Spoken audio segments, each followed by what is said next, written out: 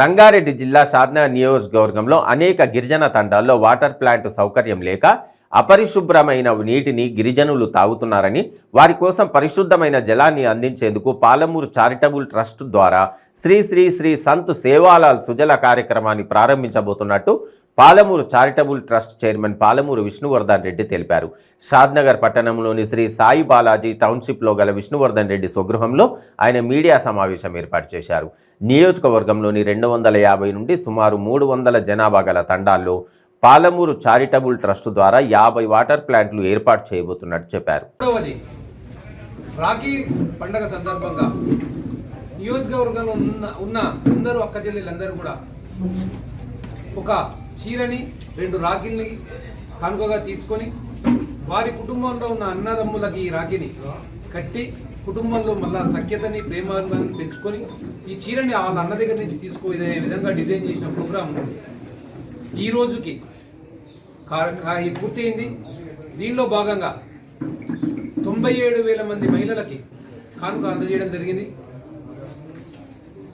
20,000 మంది యువకులకి హెల్మెట్ ఇవ్వడం జరిగింది.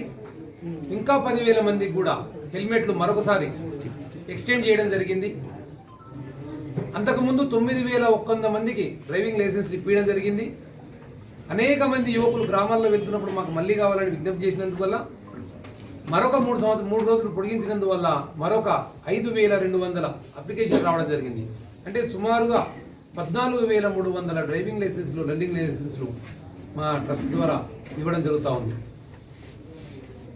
మరి కార్యక్రమంలో భాగంగా మాకు వెన్నంటి ఉండి మాకు తోడ్పాటు అందించి మాకు సహకరించిన కార్యకర్తలకి, ముఖ్యంగా పాత్రికేయ మిత్రులకి, మరి ఇతర పార్టీల్లో ఉన్నా సరే మాకు సంఘీభావం తెలిపి గ్రామాన మాకు అనేక రకాలుగా తోడ్పాటు అందించిన గ్రామాల్లో ఉన్న యువకులందరికీ కూడా పేరు పేరున ధన్యవాదాలు తెలుపుకుంటూ, ముఖ్యంగా ఈ కార్యక్రమాన్ని విజయవంతం చేసిన షాద్నగర్ యొక్క ప్రజానీకానికి, మరి మమ్మల్ని హక్కున చేర్చి ఆదరించుకున్న మహిళా తల్లులందరికీ కూడా పేరు పేరున కృతజ్ఞతలు, ధన్యవాదాలు. 2013 to 16 మధ్యలో మా విలేజ్లో వాటర్ ప్లాంట్ అనేది లేదు. ఏదైనా వాటర్ ప్లాంట్ తెచ్చుకోవాలంటే పక్క విలేజ్కి వెళ్ళి 10 రూపాయలు, 20 రూపాయలు, 25 రూపాయలు వచ్చి అమ్ముకొని పోయేవారు. సో ఆ టైంలో నేను చదువుకునే టైంలో సేమ్ అన్నలాగానే ట్రస్ట్, ఆ టైంలో అన్న ట్రస్ట్ లేదు. ఒకవేళ అన్న ట్రస్ట్ ఉంటే డైరెక్ట్ అన్న దగ్గరికి వచ్చేవాళ్ళు. ఆ టైంలో ట్రస్ట్ లేదు. సో నేను బెంగళూరులో మన ఊరు చారిటబుల్ ట్రస్ట్ అని నేను జస్ట్ మెయిల్ పెట్టిన. ద కన్సర్న్ ఏదైతే ఉందో కంప్లీట్ ఎక్స్ప్లెయిన్ చేశాను వాళ్ళకి.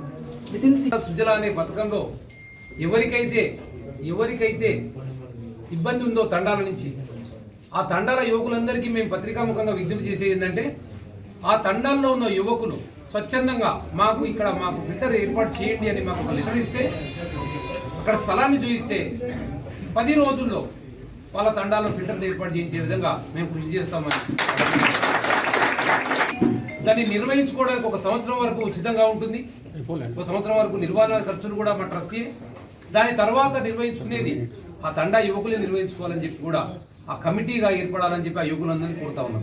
ఒక డెవలప్మెంట్ కమిటీ ఏర్పాటు చేస్తే ఇక ముందు రాజకీయాలకు సంబంధం లేకుండా వారు ఏ పార్టీలో ఉన్న